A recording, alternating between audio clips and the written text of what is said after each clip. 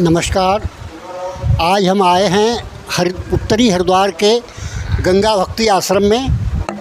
यहाँ पर आश्रम के परमाध्यक्ष परम श्रद्धेय स्वामी कमलेशानंद सरस्वती जी के पास आज इस आश्रम में वार्षिकोत्सव चल रहा है।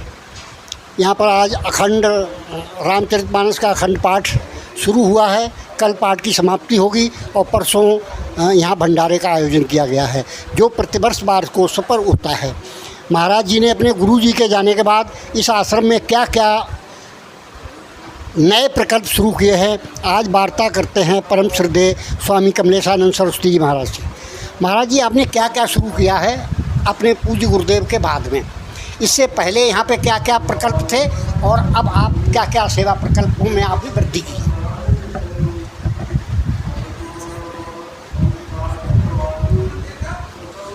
देखिए,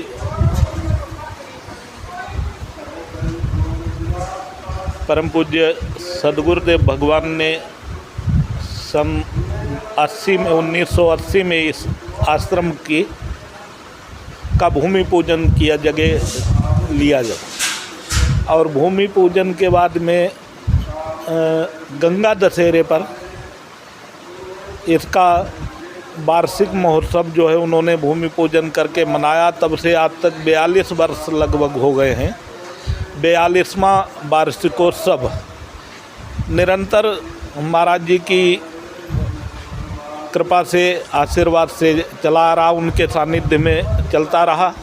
उनके जाने के बाद परम पूज्य महाराज सदगुरुदेव भगवान के ब्रह्मलीन होने के बाद में हमको कई महापुरुषों ने कहा कि नहीं, ये प्रोग्राम ऐसा कर दो, महाराज जी ऐसा करते थे, इसको कुछ कम करके किया जाए।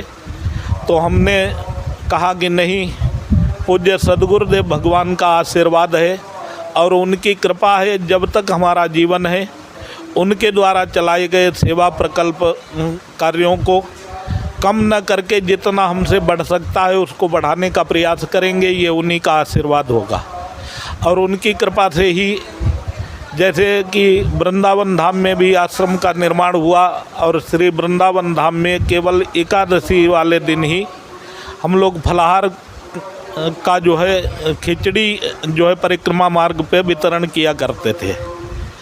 लेकिन अब हमने जो है लगभग 1-1.5 साल होने जा रहा है कि डेली चाय, बिस्किट और पानी, ये परिक्रमा मार्ग पर परिक्रमा करने वाले श्रद्धालु संतों, विरक्त और कल्पवासी भक्तजनों के लिए जो है निरंतर जो है चाय, बिस्किट और प्रसाद पानी की व्यवस्था कर रखी है, जो निरंतर पूज्य परम पूज्य प्रातः स्मरणीय सदगुरुदेव भगवान के आशीर्वाद से बहुत ही अच्छे ढंग से सुचारू रूप से चल रहा है।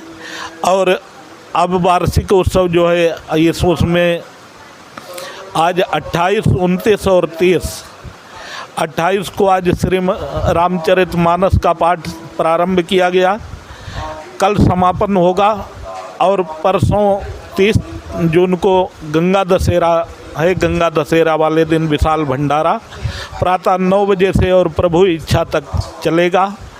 और महाराज जी के आशीर्वाद से इस सभी संत महापुरुष पधारेंगे, उनका आशीर्वाद हमें प्राप्त होगा। महाराज जी, आपका आश्रम सबसे पुराना यही है यहाँ पे, इसके बाद आपने वृंदावन भी शुरू किया है, तो आप यहाँ श्रद्धालुओं को तीर्थयात्रियों के लिए क्या क्या सुविधाएं प्रदान करते हैं?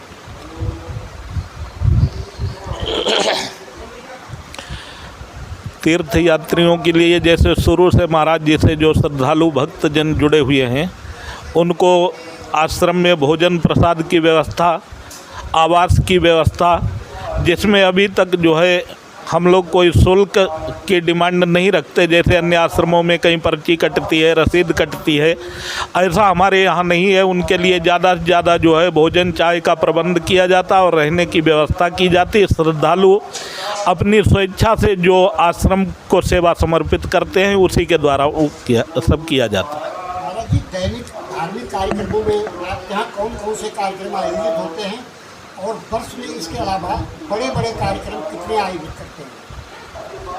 नहीं, बड़े कार्यक्रम तो कोई किसी जैसे कुछ भागवत वगैरह का प्रोग्राम हो जाए या कुछ और भी कोई सत्संग वगैरह कोई कुछ श्रद्धालु मिल कर के चाहते हैं तो हो जाता है, नहीं तो हमारा वार्षिक उत्सव केवल यही एक ही है। दैनिक धार्मिक कार्यक्रमों में आपके यहाँ क्या क्या होता है? प्रातःकाल सुबह 5 बजे आरती और सायंकाल आरती कीर्तन, और दैनिक कार्यों में सुबह प्रातःकाल विरक्त संतों को भोजन भंडारे का प्रबंध है जो प्रतिदिन किया जाता है।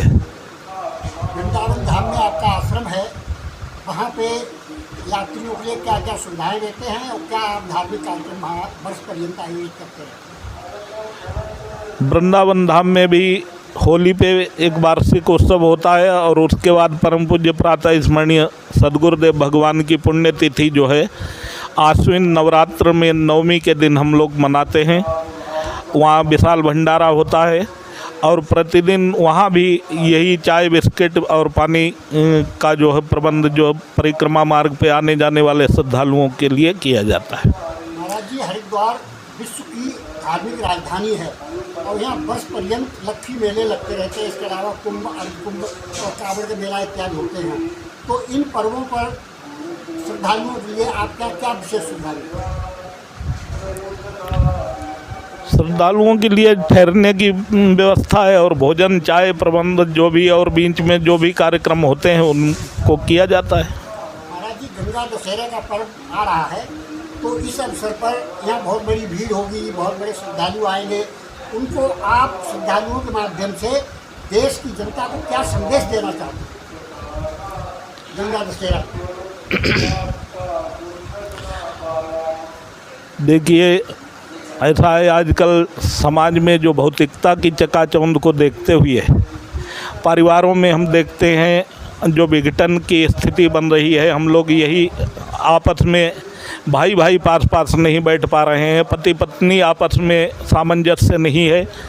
इसका कारण ये है क्योंकि पूर्व में ये होता था कि परिवार संयुक्त परिवार होते थे और संयुक्त परिवार में अधिकतर लोग बड़े परिवार होते थे। बड़े परिवारों में ये होता था कि शायद पिताजी से के बजाय चाचा जी से ज़्यादा डर लगता था या ताऊ से डर लगता था या उनका सम्मान ही होता था ये।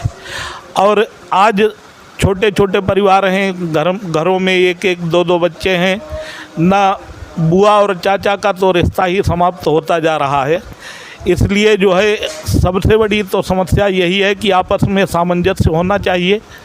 परिवार जो है संयुक्त रूप से जैसे पहले शुरू से चले आ रहे उसी तरह से होना चाहिए। एक दूसरे के प्रति मान सम्मान का भाव होना चाहिए।